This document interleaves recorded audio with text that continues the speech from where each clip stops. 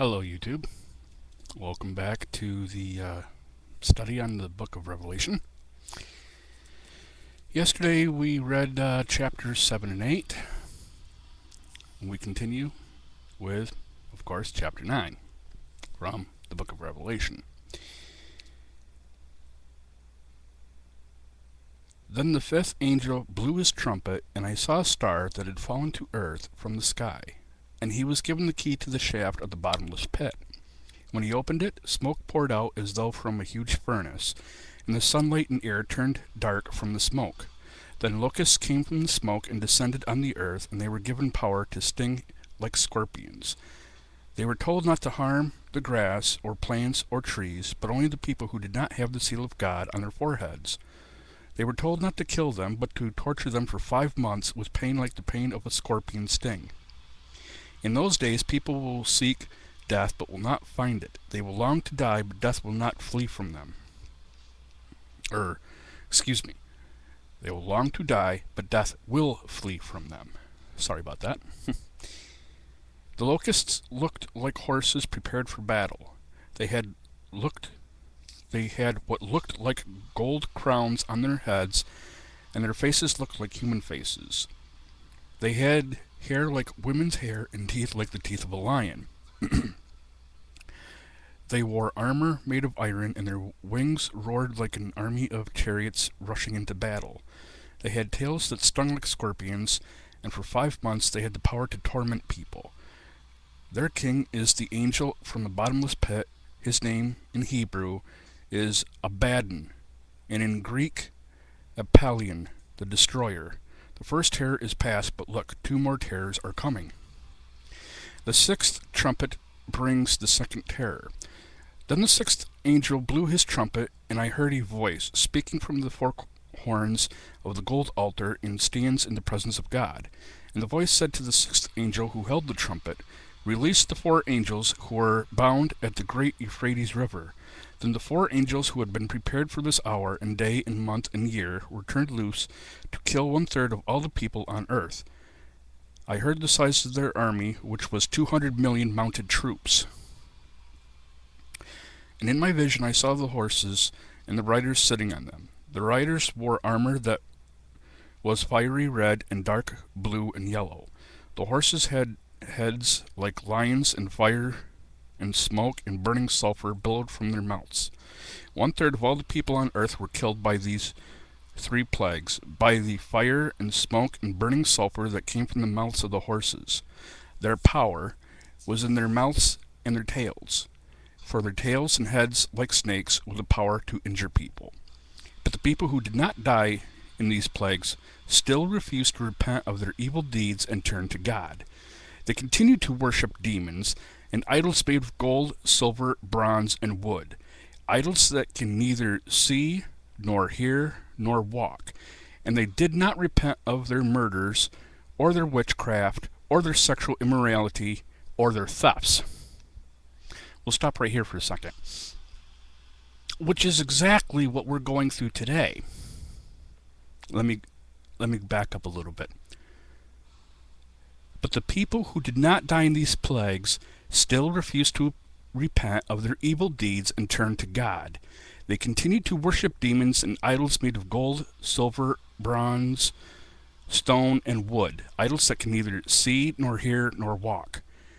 And they did not repent of their murders, or their witchcraft, or their sexual immorality, or their thefts. Sad day, to tell you the truth. Very sad.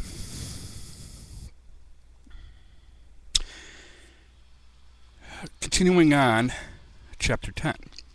Then I saw another mighty angel coming down from heaven, surrounded by a cloud, with a rainbow over his head. His face shone like the sun, and his feet were like pillars of fire. And in his hand was a small scroll that had been opened. He stood with his right foot on the sea, and his left foot on the land. And he gave a great shout like the roar of a lion, and when he shouted, the 7 thunders answered.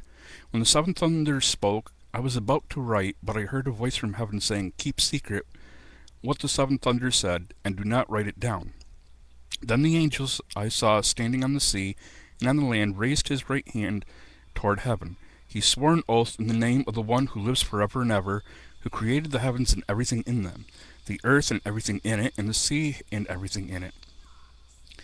He said, "There will be no more delay. When the seventh angel blows his trumpet, God's mysterious plan will be fulfilled. It will happen just as he announced it to his servants, the prophets." Then the voice from heaven spoke to me again. "Go and take the open scroll from the hand of the angel who is standing on the sea and on the land." So I went to the angel and told him to give me the small scroll. "Yes, take it and eat it," he said. "It will be sweet as honey in your mouth, but it will turn sour in your stomach." So I took the small scroll from the hand of the angel, and I ate it. It was sweet in my mouth, but when I swallowed it, it turned sour in my stomach. Excuse me.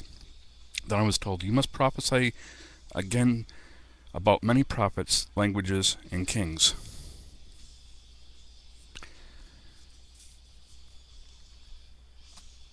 Which is typical of,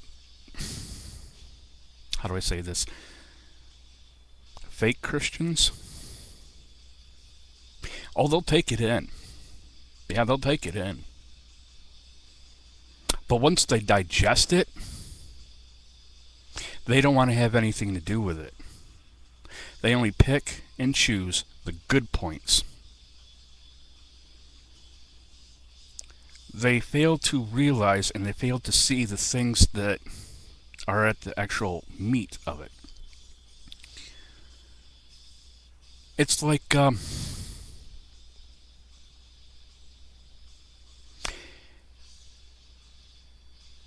being lukewarm. Okay? If you eat something lukewarm, more than likely, depending on what it is, more than likely you're going to spit it out, right? But if it's something hot or cold, chances are you'll eat it, digest it, enjoy it. Which is like Christianity. To a lot of these fake Christians, like I said before, they'll eat it, they'll digest it, yet when they realize the truth of the matter, Satan will come in and he will, how do I say this, turn their hearts and their minds away from God. But the true believers will not turn away from God.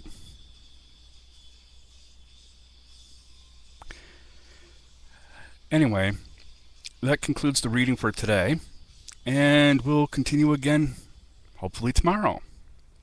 Till then, peace and God bless. Have a blessed day.